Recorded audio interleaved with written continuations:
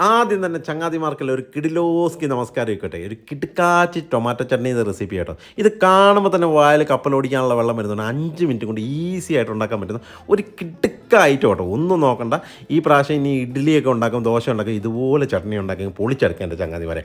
ആദ്യം തന്നെ ദേ ഇതുപോലെ സവോളയും തക്കാളിയും ക്ലീൻ ചെയ്തെടുക്കുക. ശേഷം ആവശ്യത്തിന് വെള്ളം ഒഴിച്ച് ഒരു 3, 4, 5 പ്രാവശ്യം കഴുകുക. കാരണം പലരും എന്നോട് ചോദിക്കുന്നുണ്ട്, ഒരു പ്രാവശ്യം കഴുകുള്ളൂ. ഒരു പ്രാവശ്യം ഒന്നുമല്ല കേട്ടോ.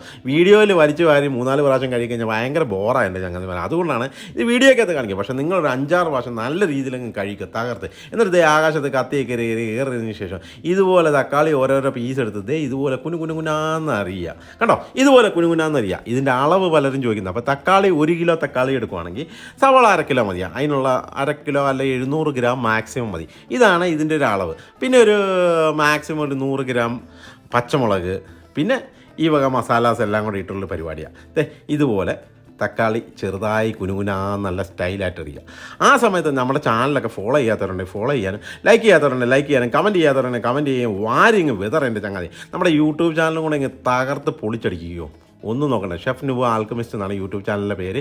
അതിൻ്റെ അകത്തുകൊണ്ട് ഇതുപോലെ കിടുക്കാച്ചി വീഡിയോകളൊക്കെ. ഇത് കണ്ട് നിങ്ങളുടെ സ്നേഹവും സപ്പോർട്ടും എല്ലാം നമ്മുടെ സന്തോഷമല്ല. എന്നിട്ട് സവോള ഇതുപോലെ ചെറുതായിട്ട് കുനുകുനാന്നങ്ങ് ഇതുപോലെ സ്റ്റൈലായിട്ടങ്ങ് അരിയുക. ഇത് കാണുമ്പോൾ പലരും എന്നോട് ഇത്ര സ്പീഡിലെങ്ങനെ അരിയുന്നത്, ഇതൊക്കെ അങ്ങ് വീട്ടിലങ്ങ് തകർത്ത് നോക്കുന്നത്, ഇതൊക്കെ എളുപ്പമാണ്. നിങ്ങൾ കൈ മുറിയാതെ നോക്കണം കേട്ടോ. ഞാൻ പറയുന്നത് കേട്ടോണ്ട് ഇതെല്ലാം കൂടെ തകർത്തിട്ട് അവസാനം കൈ മുറിഞ്ഞിട്ട് നമുക്ക് ഇടിക്കാൻ വരില്ല. ശേഷം സ്ഥിരം കലാപരിപാടിയായി തീ പിടിപ്പിക്കൽ. ഉരുളി ചൂടാക്കാൻ വെക്കുക. ഉരുളി ചൂടായി കഴിയുമ്പോൾ അതിലേക്ക് വെളിച്ചെണ്ണ ഒഴിച്ചു കൊടുക്കുക. വെളിച്ചെണ്ണ ഒഴിച്ച ശേഷം കടുക് പൊട്ടിക്കുക. കടുക് ഒന്ന് പൊട്ടി വരുമ്പോഴേക്കത്തെ റോസ്റ്റച്ചന ഇട്ട് കൊടുക്കുക. അവനെ ലൈറ്റായിട്ടൊന്ന് റോസ്റ്റ് ചെയ്യുക കേട്ടോ. ശേഷം അതിലേക്ക് വെളുത്തുള്ളി ഇട്ട് കൊടുക്കുക. വെളുത്തുള്ളി വലിയ പീസായാലും ചെറിയ പീസായാലും ഒരു കുഴപ്പമില്ല, കാരണം ഇത് പേസ്റ്റ് അടിക്കാനുള്ളതല്ലേ. അതുകൊണ്ട് വെളുത്തുള്ളി ഇതിലിട്ട് ഇങ്ങനെ ലൈറ്റായിട്ട് റോസ്റ്റ് ചെയ്യുക. കുറച്ച് ഇഞ്ചി ഇട്ട് കൊടുക്കുക. ഇഞ്ചിയും ഇതുപോലെ റോസ്റ്റ് ചെയ്യുക. ഇതൊക്കെ ഏകദേശം ഈ രൂപത്തിലും ഭാവത്തിലൊക്കെ ആയി വരുമ്പോഴേക്ക് അതിലേക്ക് ഇതുപോലെ പച്ചമുളക് ഇട്ട് കൊടുക്കുക. പച്ചമുളകും നല്ലവണ്ണം അങ്ങ് റോസ്റ്റ് ചെയ്യുക. ആ പച്ചപ്പൊക്കെ ഒന്ന് മാറാൻ വേണ്ടി കേട്ടോ. ഇതുപോലെ പച്ചമുളക് ഒന്ന് റോസ്റ്റായി വരുമ്പോഴേക്ക് അതിലേക്ക് നമ്മൾ അരിഞ്ഞു വെച്ചിരിക്കുന്ന സവോള എടുത്തിട്ട് മാറി ആദ്യം സവോള ഇട്ട് കൊടുക്കണം. സവോള ഇട്ട് നല്ലവണ്ണം അങ്ങ് വാട്ടിയെടുക്കുക. റോസ്റ്റ് ചെയ്യേണ്ട, ഇതൊന്ന് വാട്ടിയെടുത്താൽ മതി. കാരണം ഇങ്ങനെ ഒരു സോഫ്റ്റായിട്ട് കിട്ടിയാൽ മതി സവോള. നമുക്ക് വേണമെങ്കിൽ കുറച്ച് വെള്ളം തളിച്ച് കൊടുത്താൽ പെട്ടെന്നാവും. ഒരിച്ചൊരു ഉപ്പും കൂടെ ഇട്ട് കഴിഞ്ഞാൽ സംഭവം വേറെ ലെവലിലേക്ക് കിട്ടും.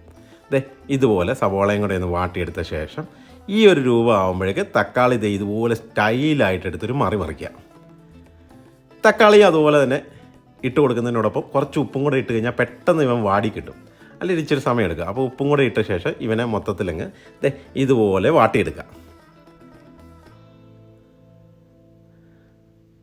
ഗ്രേവി പോലെ ആക്കണ്ട. ഇത് മൊത്തത്തിൽ സവോളയും തക്കാളിയും ഒക്കെ ഒന്ന് വാടി ഒരു രൂപത്തിലും ആ പച്ചപ്പൊക്കെ ഒന്ന് മാറി കിട്ടിയാൽ മതി. പച്ചച്ചോവയുണ്ടല്ലോ, ആ പച്ചച്ചോവയൊക്കെ ഒന്ന് മാറി ഒരു കുക്കായ ടേസ്റ്റിലേക്ക് ആക്കി എടുത്താൽ മതി ഈ സാധനം കേട്ടോ. ശേഷം മസാലയായ മഞ്ഞപ്പൊടി, കുറച്ച് ലേശം മഞ്ഞപ്പൊടി മതി കേട്ടോ. മഞ്ഞപ്പൊടി അതിലിട്ടൊന്ന് ലൈറ്റായിട്ട് കുക്ക് ചെയ്യുക. ശേഷം കാശ്മീരി ചില്ലിയാണ് ഇട്ടത് കേട്ടോ, കാരണം അത് എരിവ് വേണ്ടല്ലോ. അതുകൊണ്ട് കാശ്മീരി ചില്ലിയും കൂടെ ഇട്ട് അതിലിട്ട് ഇങ്ങനെ ലൈറ്റായിട്ട് കുക്ക് ചെയ്യുക. കാരണം അല്ലെങ്കിൽ ആ മുളക് പൊടിയുടെ ഒരു ചുവയുണ്ടാവും, ഒരു കുത്തലുണ്ടാവും. അത് വരാതിരിക്കാൻ വേണ്ടി ഇതിലിട്ട് ഇങ്ങനെ ചെറുതായി തീ ഇട്ട് കൊടുത്ത ശേഷം ഇവനെ നല്ല രീതിയിൽ റോസ്റ്റ് ചെയ്തെടുക്കുക. ശേഷം മിക്സി ജാറിലേക്ക് ഇവനെ ഇട്ട് കൊടുക്കുക. നല്ല സ്റ്റൈലായിട്ട് ഇട്ട് കൊടുക്കുക. എന്നിട്ട് ആവശ്യത്തിന് വെള്ളം ഒഴിച്ചാൽ മതി കേട്ടോ. ഓവറായിട്ട് വെള്ളം ഒഴിക്കൽ. ഓവറായിട്ട് വെള്ളം ഒഴിച്ച് കഴിഞ്ഞ് കഴിഞ്ഞാൽ ഇത് ലൂസായി പോകും. ആവശ്യത്തിന് വെള്ളം ഒഴിച്ച് ഇതുപോലെ കുഴമ്പ് രൂപത്തിലാക്കി എടുക്കുക. ശേഷം ഇതുപോലെ പാൻ എടുക്കുക, വെളിച്ചെണ്ണ ഒഴിച്ച് കൊടുക്കുക, കടുക് പൊട്ടിക്കുക. കടുക് പൊട്ടിച്ച ശേഷം ഉഴുന്നിട്ട് കൊടുക്കുക. ഉഴുന്നൊന്ന് ലൈറ്റായിട്ട് റോസ്റ്റ് ചെയ്യുക. ഉഴുന്നൊന്ന് കളറായി വരുമ്പോഴേക്ക് അതിലേക്ക് വത്തലമുളക് ഇട്ട് കൊടുക്കുക. വത്തലമുളകും കറിവേപ്പിലയും ഇട്ട ശേഷം അവനൊന്ന് ലൈറ്റായിട്ട് റോസ്റ്റ് ചെയ്യുക.